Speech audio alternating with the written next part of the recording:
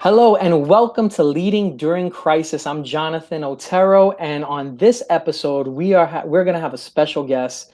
We're joined by William DeWitt, who's going to be giving us his ideas. And as you know, on this series, we talk about primarily, with the pandemic starting, there's been a lot of change in our industry in regards to technology, and a lot of you IT folks, guys and gals, now have a very prominent seat at the table.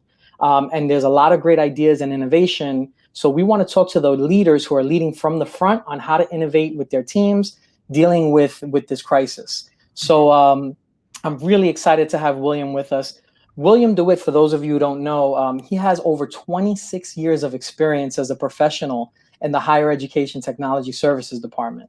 William has served as a technology coordinator, a manager of desktop and networking services, a director of technology infrastructure and user support services, and also as a part-time faculty member in the network's systems engineering technology program. He works towards the strategic goals of the institution by building bridges between student, instructional, and enterprise technologies through collaboration and creation of relationships. So his take from the higher education field in IT is going to be critical to what we're doing in this series. Also, William has served as the chair of the Cybersecurity Incident Response Team and is a member of the Instructional Technology Committee, member of the Council of CIO and CISO for the Florida State College System, and is also a member of the Smart Communities serving Polk County, Florida. So William definitely knows, especially when it comes to cybersecurity and working from home and having students be remote learning. He's going to have a very interesting take on how it's going to work from this crisis and how it is going forward. So I definitely want to welcome William to the show. And there he is right there. William, how are you, sir? Good, Jonathan. Thank you for that introduction. I really do appreciate that. Absolutely. And so, William, I definitely, I'm excited to have you here because, as I said in the opening, I think from talking to a lot of IT professionals that I engage with, right? And I've said this on some of my other shows, a lot of companies fall within three buckets, right? The first bucket, after the pandemic hit, the first bucket is they're very innovative. They're like, all right, these are the new technologies. The dust is kind of settled and we're moving forward. That's where you want to be. Mm-hmm. The second bucket seems to be kind of in a pause mode. They're still, they kind of were okay. They were good, status quo type of situation before, COVID hit. But they kind of want to be in that pause mode and see what happens, which is okay, fine. But the third bucket is the worst bucket. And those are the guys who've experienced furloughs and layoffs or seen their friends and family go through that. And they have these wonderful, great technology ideas, things that they want to implement and things that they want to innovate and create for their teams and for their organizations, but they're afraid to. So this series is really about having the folks that are innovating and fostering the innovation with their teams and being creative, because now, like I said, William, a lot of times you guys are no longer the IT gals and guys. You have a prominent seat at the table when it comes to business decisions that impact the business and how that's made. They don't want to make a move unless they check with your team first. So I really appreciate you joining. Thank you for being here. Thank you. Thank you very much. Awesome, sir. So let me ask you this question. With that being said, we're talking about digital transformation, right? So knowing that you have your role now at Brevard College, explain to me how you're taking your ideas and you're implementing your digital transformation for your organization now. Right. The main thing is, by letting the culture of the institution drive your digital transformation is very important. And there's an article out there by Daniel Newman, and he really hit some really key points that to me were embodied into who I am, and the way that I see information technology being part of the COVID crisis. And the items that I want to cover is basically looking at and allowing your organization to share the vision and create a shared purpose. And I think that that's extremely important when it comes to the digital culture throughout the institution, and having your organization on the same page and having everyone moving towards the same direction is extremely important, because basically what it does, it's going to create and streamline processes and procedures for those innovative ideas to flourish.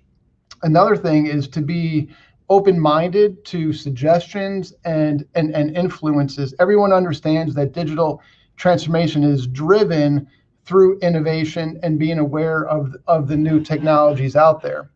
And during the COVID-19 crisis, which is still occurring, a lot of these emerging technologies came out very quickly, and some that already existed became part of the forefront, and a lot of people weren't prepared for that. So it's very important to allow for your organization to have open suggestions and to accept those suggestions, and also to be influenced by those suggestions. Not saying that you can take every single suggestion and run with it, but innovation requires an open mind and not being afraid to work with others to implement new strategic technologies. Mhm. Another way is to give your customers the freedom to decide and to choose. In this case, our customers are our students, our faculty, and our staff. And by empowering those individuals to take part of the innovative process, it's going to allow you and the organization to expand and to accept these newer technologies that are occurring in the field right now, and it allows for the exploration of new ideas, and then leads towards the new innovative thoughts and processes that need to occur. And also the fourth one is empowering your customers. Once again, we're really dealing with, in our industry, is going to be students, faculty, and staff, and hearing from the frontline people who are living and breathing it is critical in developing those new ideas and allowing those new ideas to be part of your transformational or your digital transformational culture that allows you to grow and expand, especially during a crisis situation. Well, see, that's a good point because I'll tell you, I think that hits home with a lot of folks. I know it resonates with me. And even if, because I have children, right? And obviously I have children that are doing distance learning. I'm sure that a lot of folks that are following me are the same way. And even if they don't have children, even from an IT perspective, I think it's a very interesting take. And they would probably want to hear this the answer to this question. So when the pandemic started, and you now had to, I'm sure you had to scramble, right? How are we going to figure out how we're going to get all this faculty, all these students, how we're going to stand up a situation where they're now going to be learning remotely, right? Distance learning. So what were the challenges that you experienced? Can you give me maybe the top two challenges that you experienced with that setup? Because it was a short window, short time frame. You were now tasked, drop what you're doing, stop everything you're doing, and now stand this up so we can now go back to some sense of normalcy with the rest of the school year. How did you handle that? What were some of the stresses that you experienced, and then how did you overcome those challenges? Right. Some of the things that people didn't really understand when we went to online learning is that a lot of faculty and a lot of students never experienced online learning.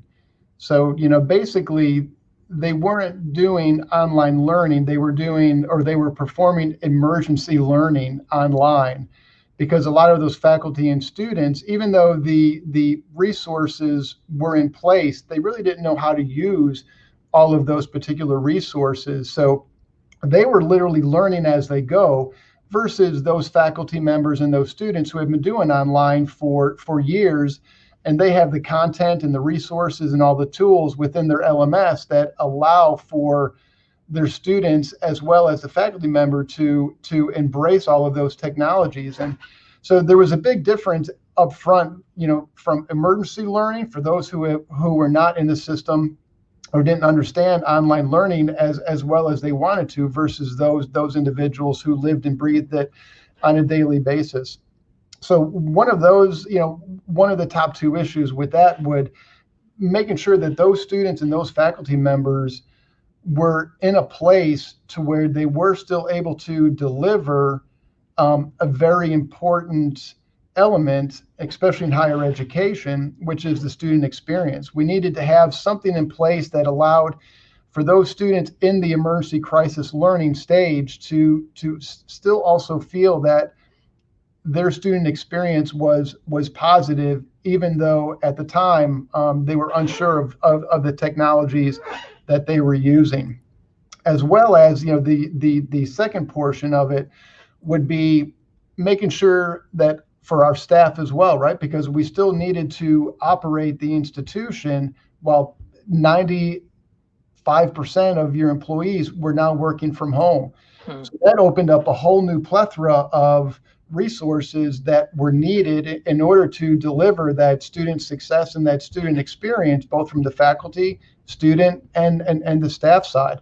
So we really need to make sure that all of those resources were in place, but also that there was procedures and training, which was all delivered online, that gave those students, the faculty, and staff the needed resources to do their jobs as if they were sitting in their office or in the classroom.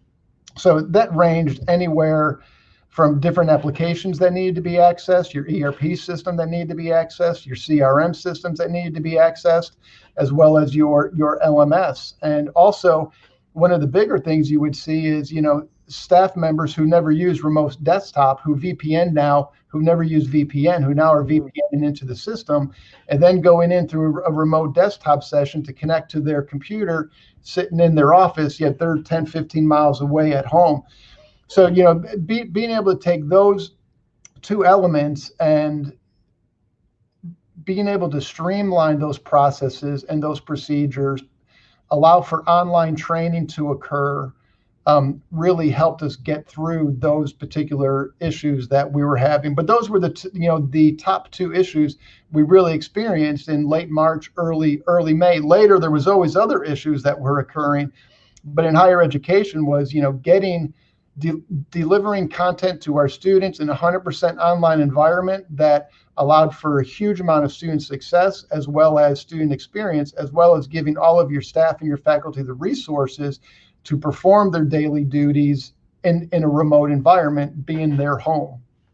So I really like what you said there, and I actually want to drill down a little bit from two perspectives. I want to break down what you just said from the student experience and that perspective, and the faculty experience. So let's start with the faculty first, because I'm curious to know from your role and from your seat.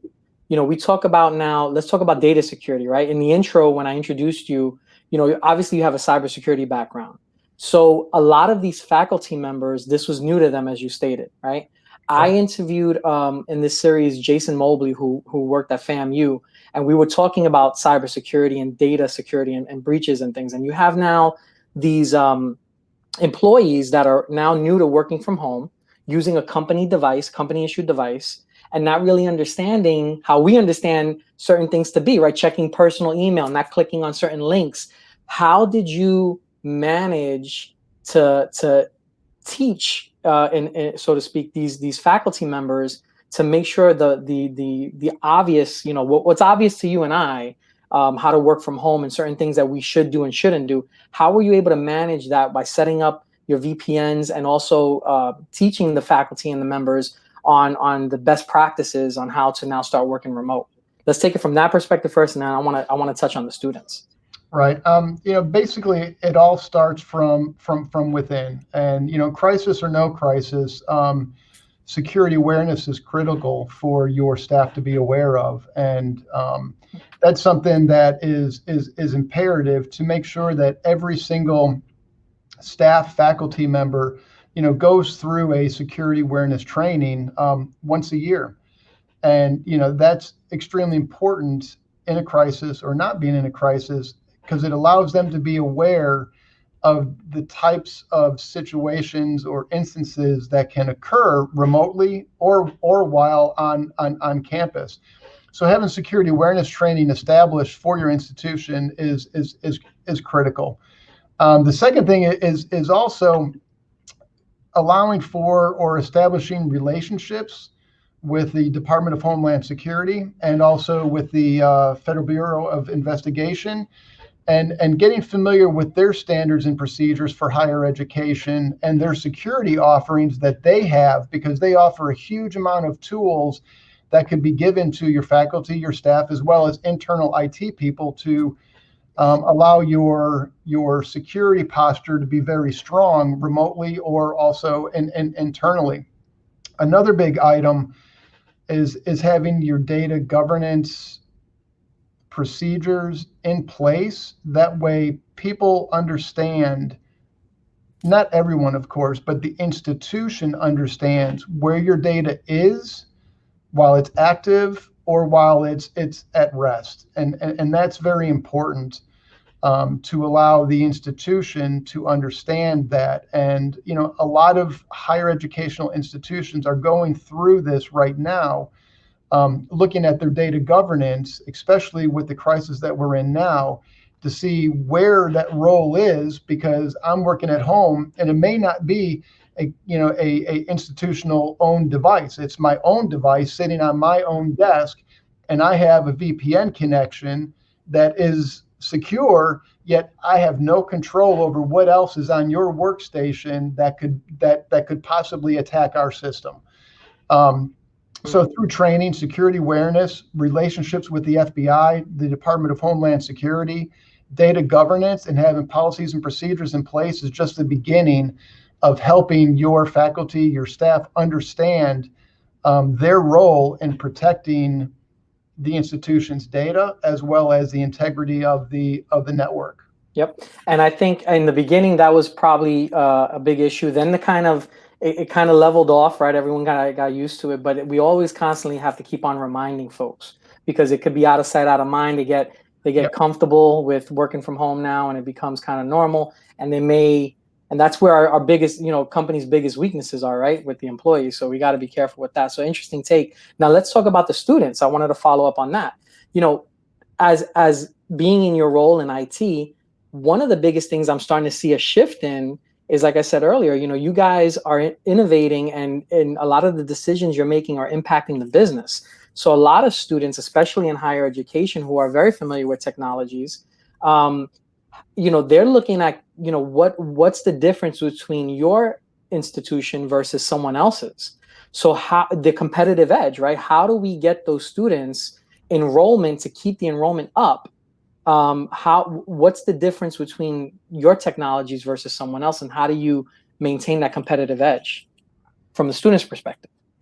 So, one of the things for increasing business agility and competitive edge, especially in higher education, is having the ability for the institution to adapt quickly, not only to market changes, but also in this case, which were environmental changes. And it's really critical for the survival of higher education. We need to be able to respond rapidly and also be very flexible for our students, our faculty, and our staff. But in this case, we're going to focus on students, and we have to be able to adapt in the most productive and cost-effective way possible, knowing that right now, because of COVID-19, a lot of budgets may have decreased because of the fact that your enrollment may have decreased, and also because of housing. A lot of reimbursements had to go out to students who were housed on campus. So a lot of institutions lost their funding, not only at the state level, but also internally from income that they would normally be familiar with. So being able to adapt to those particular situations will give the institution the competitive advantage, but you have to be able to be flexible, and you have to be able to accept the changes that are going on in the environment and adjust to that. But you have to adjust to that with a very quick response, knowing that your budget is decreased, your student enrollment may have decreased, and you're going to have to basically offer online content that really matches what that student would receive in the classroom. And the two themes that you'll hear me talk about in higher education, which is the main focus, is student experience as well as student success. And that's really what it boils down to. So being able to adjust and having the ability for your organization to adapt quickly to the environmental surroundings is going to make you or break you in this type of situation that's going on right now in the world. I love that answer, William, and I'll tell you why. Because that's real. First of all, that's the real answer there. Because that in your field and where you sit, I think that's going to be the most creative thing that you guys can bring to the table. Because that's what it is, right?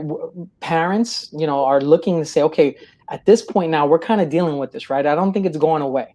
And so going forward now in August and September, when school comes back in with the new session, whatever each state decides to do, parents are now saying, especially, new students that are enrolling, well, what's the difference now? Where can my son or daughter get the best education from? And what are these institutions doing to create the best environment for my kid to learn? Yep. And I know that's what me and my wife are looking at, right, when it comes to these type of things. And so I really appreciate you sharing that answer, because I think that's critical. We talked about adapting technologies, right? We talked about reducing debt, which is going to be something that's big for each institution. And we talked about having a competitive advantage from your competition. So I really appreciate that you touched on that. So what I want to do now, William, is I want to pivot a little bit, right? We talked about what happened 3-4 months ago and how you guys dealt with that and what you're doing now. Let's talk about going forward now, July, August, September, and what that looks like. And I'm curious to know, based on all these different things that we talked about with different technologies, I'm curious to know, what do you think going forward? Do you feel a lot of now the faculty members and the students now are accustomed to this? Do you think that they can be successful and be able to work remote at this point? Like, do you think that going forward, that's going to be a way that we do things as an option going forward? I believe it's always going to be an option moving forward. And one of the things that a lot of people have learned during this crisis is working remotely actually works. Within IT, you can see your network managers, your network engineers, your programmers, your database analysts. They are working remotely, and there is zero change in their production or in their productivity, meaning that either they're exactly where they were when they were sitting behind the computer in their office, or they've excelled. Trends have shown within IT that the productivity has not decreased at all. Now you can take another element to that, and you can take a look at within the world of IT. Your desktop support personnel. There's still a need to have those individuals on campus, because those are the ones who go out in the field and they troubleshoot the computers every day. But they're also your front lines when your staff and faculty are back on campus and they're working, together to troubleshoot the issues, more hardware issues. And I think you'll see a trend from your network engineers, your network managers, your help desk, being able to work remotely as if they were still in the office, with little to zero decrease in productivity. And like I said, trends right now are showing that they're getting more productivity from those types of fields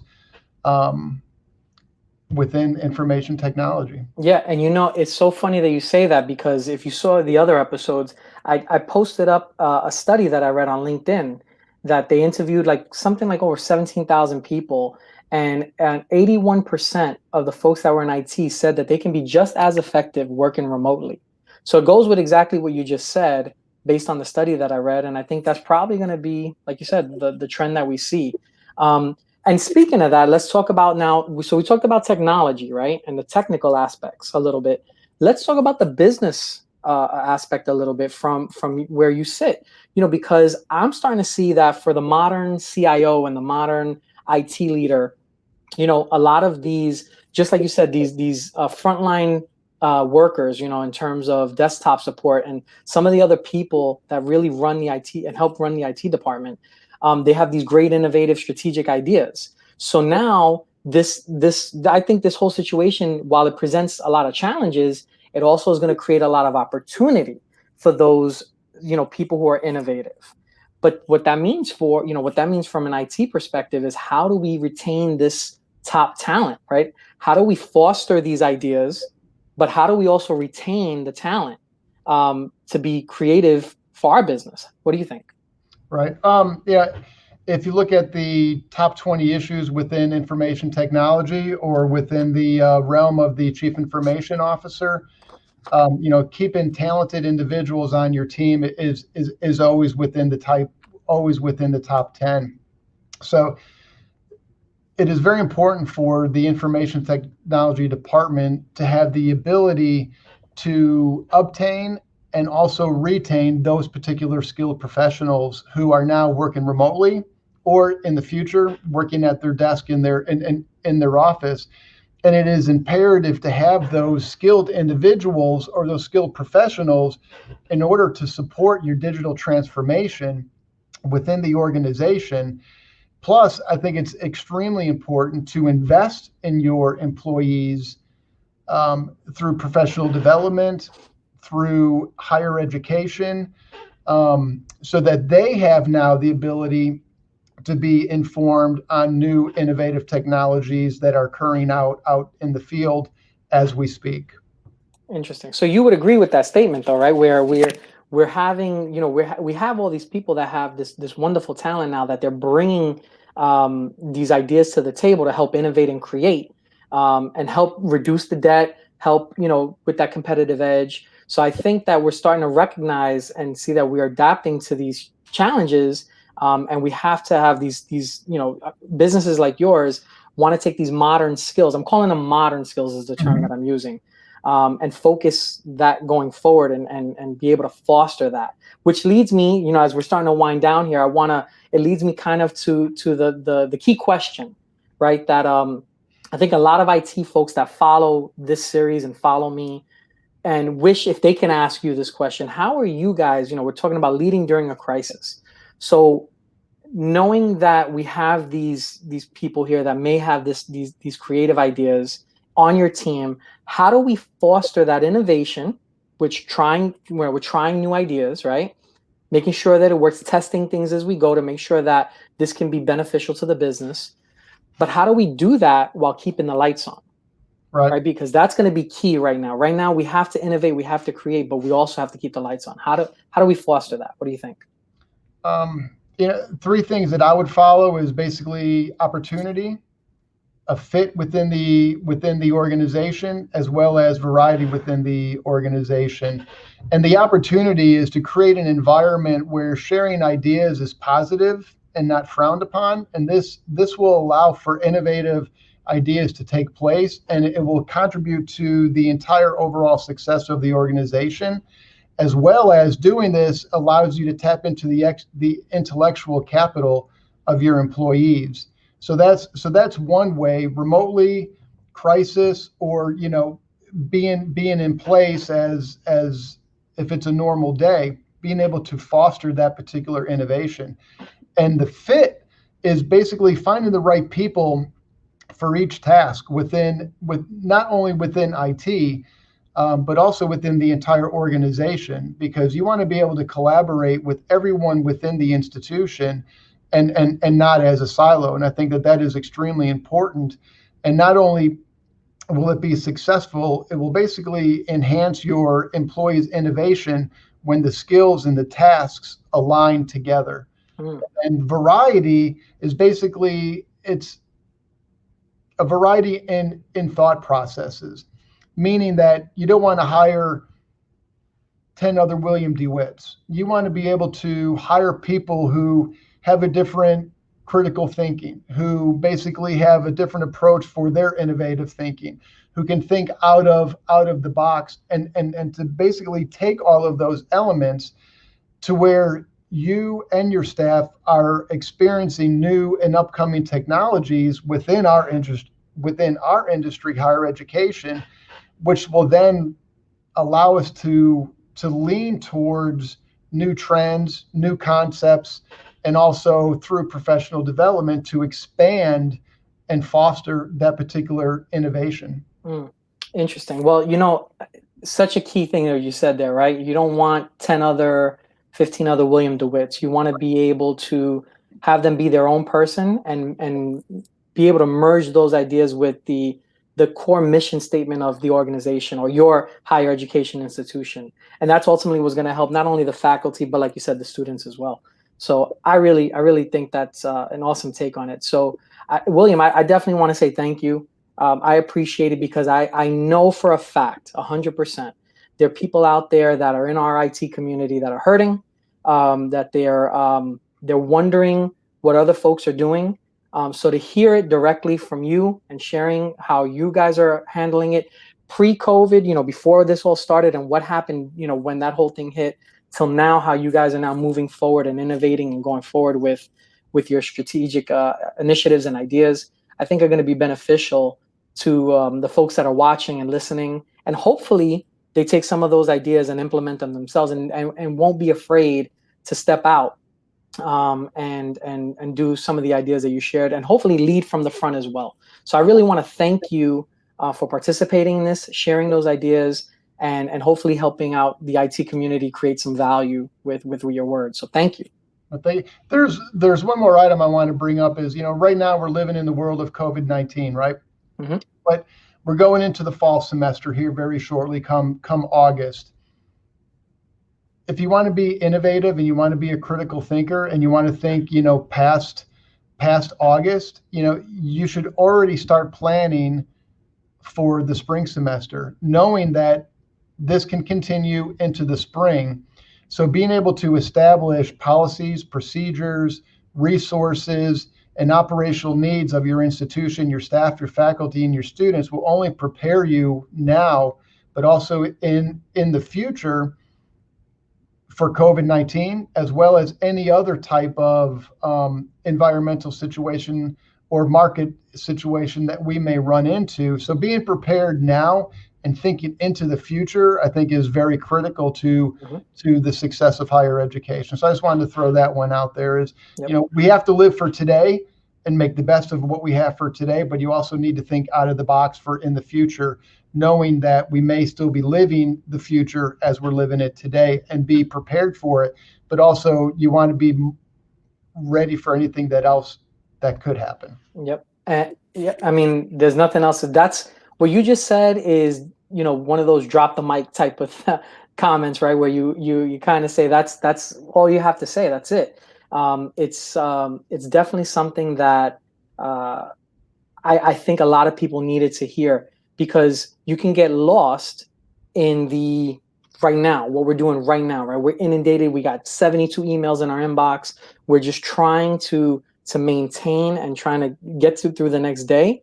As the days keep on piling up, it seems it gets worse and worse. And we forget how, what got us the position to begin with, what made us think outside the box, to be creative, to get where we are today. We stopped that in our minds. And so I hate to see that, but I appreciate the fact that you said that, because I think that's something that folks needed to hear. So thank you very much. I really appreciate it. You're very welcome. Thank you, Jonathan. So thank you guys for joining us on this episode with William. And I hope you guys gain a lot of value from it. William, I really appreciate you joining us, and join us on the next episode as we continue these conversations with folks like William DeWitt, who are innovating, who are strategic in their approach, and who are leading during crisis. So thank you very much, William. Appreciate it. Thank you.